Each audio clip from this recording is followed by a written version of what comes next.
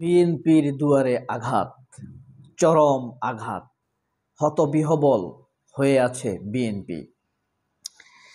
ইউনূসকে যখন বিএনপি অকথ্য ভাষায় গালাগালি করছে, তার বিপরীতে জামায়াত ইউনূসকে সভ্যভাবে ভদ্রভাবে সময় দিতে প্রস্তুত, সময় দিয়ে চলছে। এনসিপির বিরুদ্ধে বিএনপি যখন মিথ্যা প্রোপাগান্ডায় লিপ্ত, তখন জামায়াত এনসিপির ব্যাপারে সহযোগিতাপূর্ণ। যখন চাপাবাজি করে যাচ্ছে বিএনপি একের পর এক, তখন বিএনপি কাজে ব্যস্ত।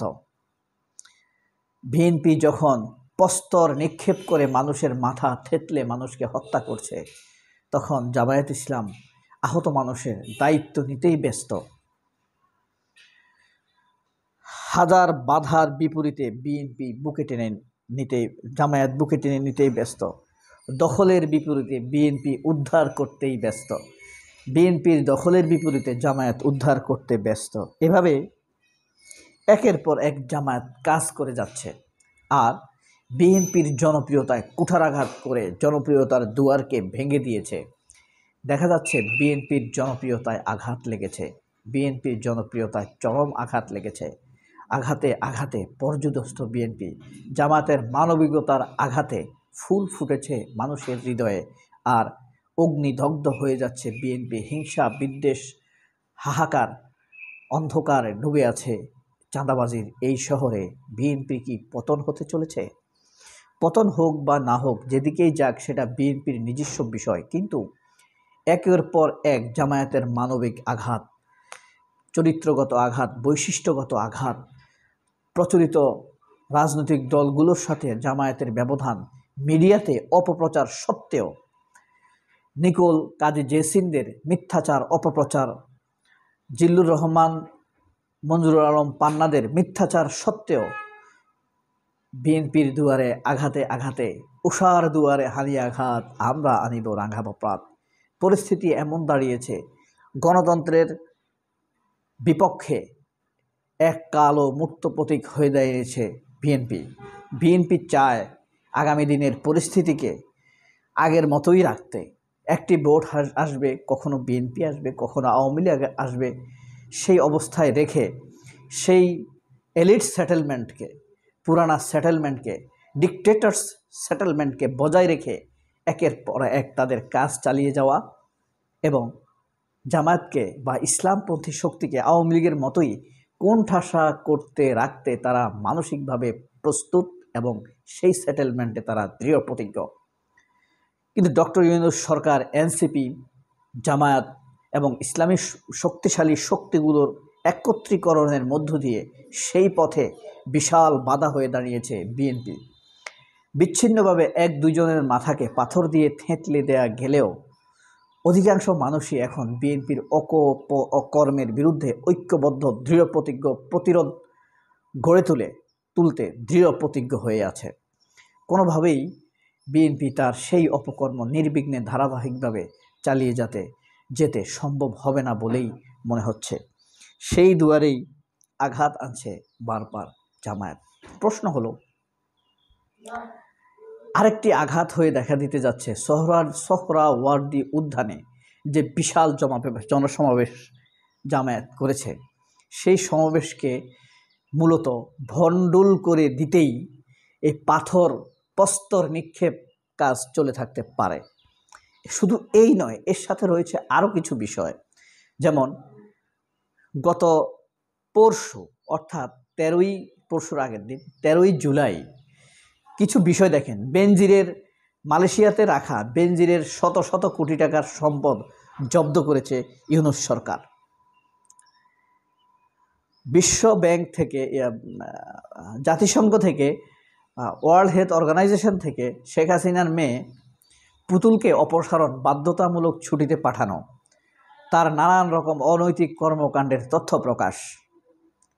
তারপর বিএনপির উত্থিত চাঁদা, কালেক্টেড চাঁদা কারা কারা পায়, কাদের তারা ভাগ পায়, এই জিনিসটির তথ্য প্রায় চলে এসেছে মানুষের কাছে, সাংবাদিকদের কাছে।